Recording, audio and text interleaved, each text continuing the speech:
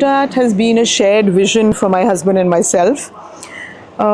We meant at one point when we were young and we started a small firm, we wanted to create beautiful spaces, but very meaningful spaces. Habitat, as we named our firm, came from the fact that we were very mindful of people who inhabit their homes or habitat, as one may say. So we started as a small firm, and over the period of time we've developed into a big multifaceted organization which does residentials, multi-residentials, and a plethora of commercial projects. When we were looking at doing various projects, the urban design aspect of a project always was very important for us. We looked at how culturally, how could we narrate a cultural narrative, how could it really sit in the space that it is. We've enjoyed growing this organization, working with it. Our teams have grown, and our first and foremost conversation with anyone who joins our team is that, do you understand cultural integration in a project? Are you mindful of human centricness of the design? We believe in conscious thought process when it comes to building a space. It should be wellness oriented. And I think we've enjoyed doing it, and we've kind of delivered multiple projects which kind of are very true to our ethos.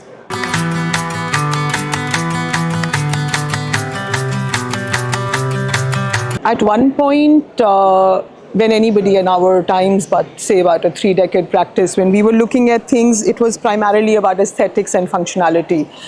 But now there's a new narrative which is very required for the world today, is more like ecological awareness, understanding the climatic change conditions.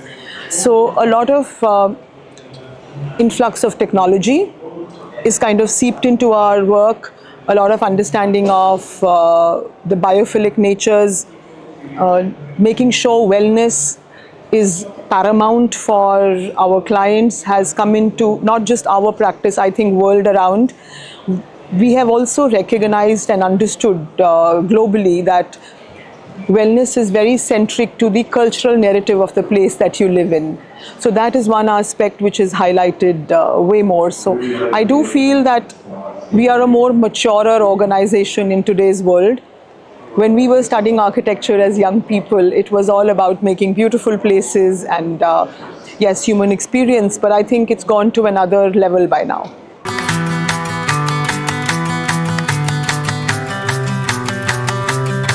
If I have to talk about our milestone projects, I think they're always yet to come. But yes, we've done some rather interesting programs and projects. If I talk of luxury residences, there is a particular project called Garden Estate.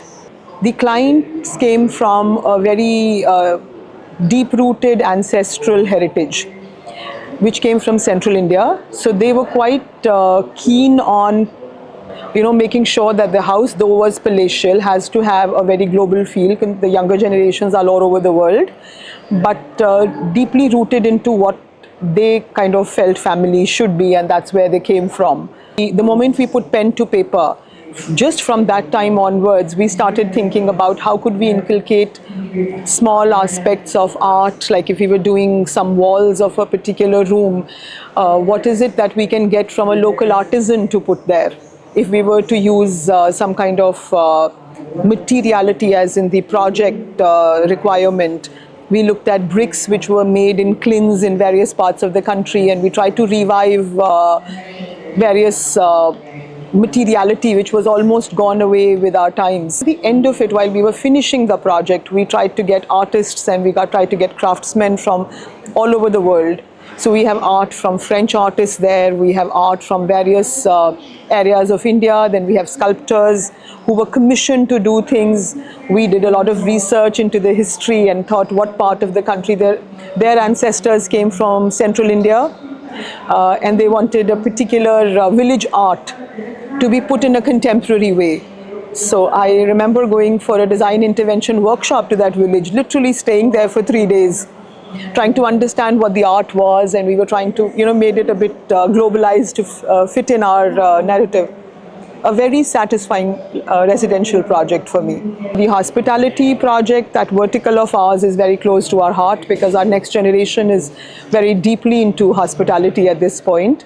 The client who came to us was very receptive to the idea of trying to create a place which was like a eatery, continued into a fine dining restaurant, continued to some hoteling part of it, and also banqueting. In India, banqueting for weddings is quite big.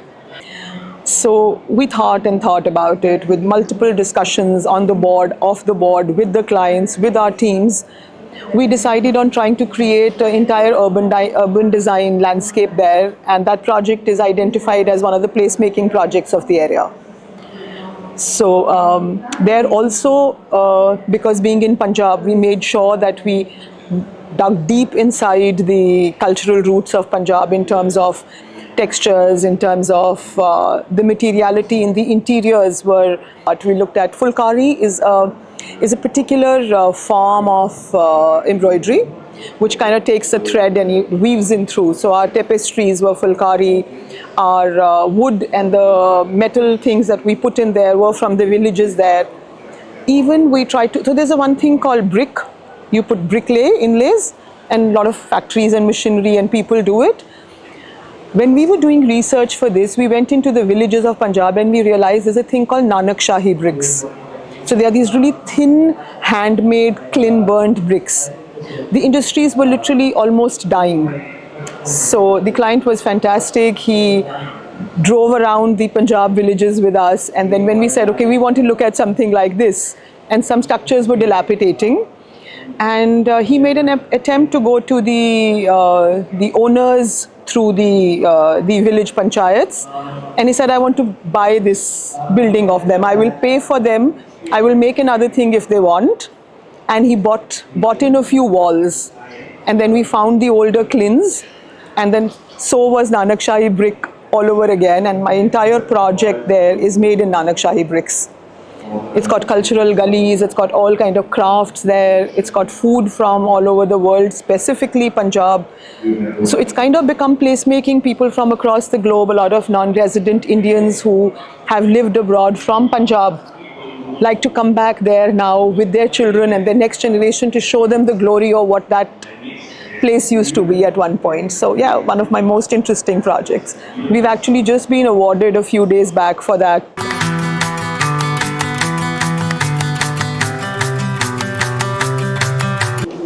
So sustainability is a cornerstone of what all that we do at Habitat.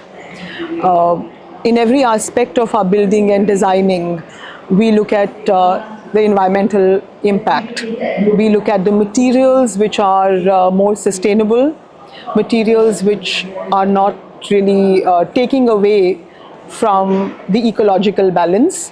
Rather, one of our favorite materials to use nowadays is reclaimed wood. We try to put it in places as much as we can so that we can balance it in a way that our carbon footprint of what we are producing at that point can be reduced as much as possible in the way we build our houses. Water harvesting, circular design possibilities. We look at air qualities. We look at a lot of technological advancements to help us make things more sustainable.